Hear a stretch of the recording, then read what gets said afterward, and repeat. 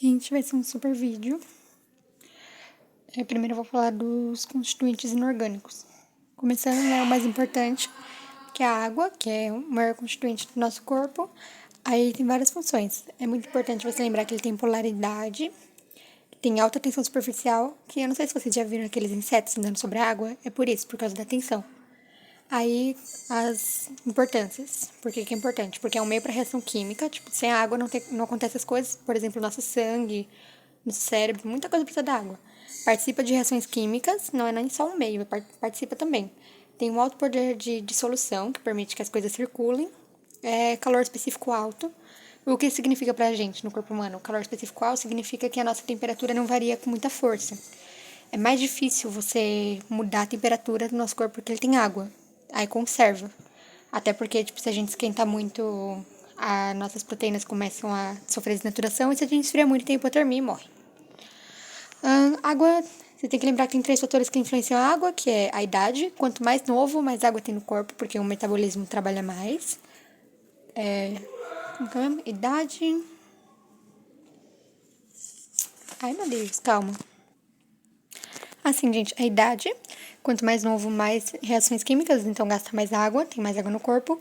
Espécie, que, por exemplo, uma água viva, ela é constituída de aproximadamente 96% de água. O ser humano é 65%.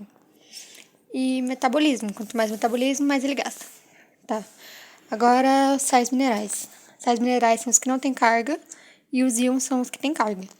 Aí, os mais importantes é o Na, que é o os dois juntos, na verdade, que eles são importantes, né? Que é o cloreto de sódio, K, que é o potássio. Aí você tem que lembrar que o Na é em animais, o K, que é o potássio, em vegetais. E eles. Ai, meu Deus, é muita coisa. Aí ele vai perguntar a função, a professora disse que vai ter uma questão sobre isso. A importância é que os 3 juntos formam a bomba de potássio. E a importância é que conduz o impulso nervoso. Aí tem o cálcio e magnésio, que onde encontra em leite ou verdura, mas tipo, se vocês tiverem na dúvida, coloca carne, porque carne tem tudo. Aí eles fazem parte da. O cálcio, por exemplo, ele constitui osso, dente, concha, carapaça. O magnésio, ele faz parte da fotossíntese, então ele é muito importante.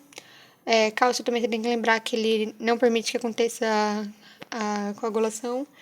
Ele faz parte da contração muscular e do impulso do sangue, então é muito importante. Aí o ferro também, carnes, ele também tem vegetais, mas você sempre tem que lembrar que quando é vegetal, verdura, que não é fonte diretamente animal, tem menos. Por exemplo, o que tem mais ferro? Um fígado ou um feijão? O fígado tem mais. E a absorção é maior. Aí o ferro é importante porque ele é geralmente associado com proteínas, por exemplo, a hemoglobina, que é dos glóbulos vermelhos, a mioglobina, que faz parte dos nossos músculos, e citocromo, que transporta elétrons, essas coisas. Aí tem o PO4, que é o fosfato. Ele é importante você lembrar por causa do lipofosfato, que constitui a membrana plasmática das células. Não sei se vocês lembram do desenho. Aí, não, é menos importante, mas também fazem parte dos ossos dente e constituem o ATP, que é a nossa moeda energética. Aí o iodo, que ele constitui o hormônio tiroxina. Ele é importante para nossos hormônios. Tadadã. Aí tem esses outros aqui que são. Não precisa saber os nomes deles. Aqui seria cobre, zinco, sei lá, não lembro o que é isso. São os antioxidantes. Eles protegem de radicais livres. Radicais livres são. São coisinhas do nosso corpo que eles removem elétron e esses daqui eles ficam na frente para que não tire as coisas deles, não da gente. Tá, carboidrato. Carboidrato, a fórmula básica do carboidrato é CX, H2O, Y. Que aí o C e o H2O são fixos. Aí o X e o Y variam dependendo do tipo do carboidrato. As funções principais dele, quer dizer, principais não, ele só tem 2 funções, que é energética e estrutural. Aí tem a classificação. Monossacarídeo é quando é um só, eles são simples. Aí os mais importantes que você tem que lembrar é a pentose, que constitui o RNA e faz parte do DNA também, e a hexose, que é a glicose, galactose, frutose, são os mais importantes pra gente em termos energéticos. Aí tem os oligosacarídeos, que são de 2 a 10, os mais importantes são os disacarídeos, como por exemplo maltose, sacarose e lactose. É tudo energia, e é bom você lembrar também que a lactose só vem de mamífero, não tem leite de não mamífero. Intolerância à lactose, talvez pergunte, é falta da lactase. Ase sempre vem de enzima, é a enzima que digere essa lactose que separa a glicose da galactose. Quando não separa, ele fica acumulado, aí a pessoa tem um problema no estômago, não sei o que, não. Polissacarídeos são macromoléculas, macro que pesam mais no meio ambiente, poli é mais de 10. Aí, um bem importante é o glicogênio, que ele tem papel de reserva. O glicogênio é uma associação de 30 mil glicoses que vira uma só, que vira um glicogênio. Por que é importante ter isso? Porque se fosse 30 mil glicoses separadas, elas iam ocupar muito espaço, as células iam atrapalhar as vizinhas, e ter um desequilíbrio no corpo. Então é importante que eles fiquem juntos. Aí isso fica acumulado nos fígados e no músculo. O amido é um polissacarídeo muito importante, ele é da reserva de vegetais, o nosso corpo consegue digerir. A celulose geralmente está em vegetais também, mas esse o nosso corpo não consegue digerir. A celulose, o que seria pra gente, pros humanos? Tem várias coisas, né? Por exemplo, na casca de árvore, mas pra gente, a gente chama de fibra. O nosso corpo não digere, ele é importante porque como ele não absorve, ele tipo passa direto pelo corpo, ele evita obesidade, menor absorção da gordura, ele se associa a bile e ele tipo passa direto, você caga. Aí tem a quitina, que é importante também, é a pata da barata lá, e ele faz a casquinha de alguns fungos. Aí lipídio é gordura. Você tem que lembrar que eles são apolares, que não é solúvel, por isso acumula. Vem dos ácidos graxos, eu não vou explicar. Ácido graxo basicamente é uma associação de ácido carboxílico de cadeia com mais de 4, não importa. Aí funções, tem um monte de função, energética, estrutural e hormonal. Função energética é reserva, né?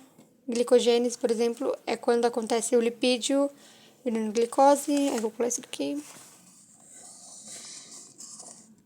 A função estrutural, que é importante lembrar, é o fosfolipídio, que é aquela que constitui a membrana. Eles também são impermeabilizantes, por exemplo, na membrana celular, que ele permite separar a célula do meio. Isolante elétrico nos nossos neurônios e isolante térmico, por exemplo, lá no urso, que ele é gordo porque ele precisa se esquentar. E hormonais também, que eles constituem os nossos colesteróis, são os hormônios sexuais, os esteroides. Aí tem as classificações, mas eu não vou explicar o que é triglicose, triglicerídeo, eu acho que não vai perguntar nada disso. É bom você saber dos esteroides, que são os hormônios lá, eles estabilizam a membrana celular em células animais, só não tem esteroide em vegetal. E se perguntar também, 90% do nosso colesterol vem do nosso corpo. Aí você tem que saber a diferença do LDL e do HDL. HDL é considerado bom. Os dois são importantes, mas aqui se você acumular o LDL, ele faz mal para sua saúde. O HDL, ele tira dos seus tecidos e o LDL coloca de volta. Mas quando você acumula muito nos seus tecidos, ele acaba entupindo. Como, por exemplo, na veia. Você não quer uma veia entupida, né? Não vou explicar cada um. Deixa eu ver. Proteína. Proteína é o que mais tem no nosso corpo porque ele tem várias funções. É um constituinte muito versátil, porque ele faz várias coisas. Por exemplo, o estrutural, que é o colágeno, que está no nosso nariz, na nossa orelha, é parte dos nossos tecidos, ou a queratina, que são nossas unhas, pelo, cabelo. Tem função catalítica, que são as enzimas, que aceleram as reações. Por exemplo, se o corpo sozinho fosse digerir uma bala, ia demorar, anos. Mas aí, como tem uma enzima, ele digere em horas. Hormonais, constitui os hormônios. Reserva, participa do transporte. É bom vocês lembrarem da hemoglobina, lembra? Que é as de defesa. Contráteis, ele atua na miosina. Sempre que vocês verem mio, é de músculo. Defesa, eles constituem os anticorpos.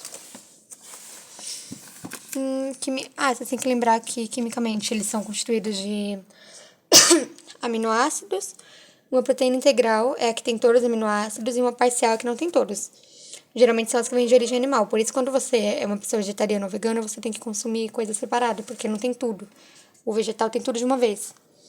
Aí, eu não sei se vai cair isso, mas eu vou falar. A deficiência de proteína chama kwashiorkor. Esse nome feio mesmo.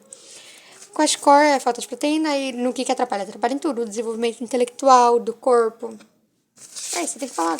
Que importante. Aí, a ligação peptídica é quando os aminoácidos se ligam. Aí, quando é mais de 10, eu não lembro o número exato. Quando é mais de tal número, vira uma proteína, né? Que proteínas são vários aminoácidos.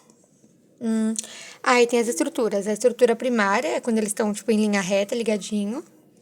É uma estrutura forte, não quebra fácil. Aí tem a secundária, que ela é assim, alfa L, seu nome, é uma ponte de hidrogênio. Eles vão se juntando aos hidrogênios aos lados. Aí a terciária, que ela já é tridimensional, ela é toda enroladinha assim, e ela que determina a função da proteína. E a quartiária são quando várias cadeias peptídicas se juntam. Como que você quebra esses daqui? Como que você, tipo, de uma terciária vai para uma primária de novo? Como que você perde isso? É a desnaturação. E tem dois jeitos de você mudar, fazer a desnaturação, é pelo pH ou pela temperatura. Ah, não é só a terciária que define a função, tá? A quartiária também. As enzimas, elas são proteínas catalíticas, que elas aceleram as reações. Aí você tem que lembrar do sítio ativo. O sítio ativo é esse buraco na proteína, que quando o substrato entra, é aqui que acontece a ação específica. Aí esse negócio do chave cadeado que a professora fala é que cada enzima, ela só aceita um tipo de substrato diferente. É específico, não é em qualquer um que funciona. Você tem que lembrar que a proteína, tipo, não cresce para sempre, ela não acelera para sempre a reação. Quando chega no ponto de saturação, ele mantém. Olha aqui um exemplo melhor. Aqui, ó, ele chegou no ponto de saturação e daqui ele para de crescer, ele começa a decair só, ou manter, né? Que nesse caso ele cai. Aí aqui fala que influencia pelo pH e pela nananã, e vitamina acho que não cai, é isso.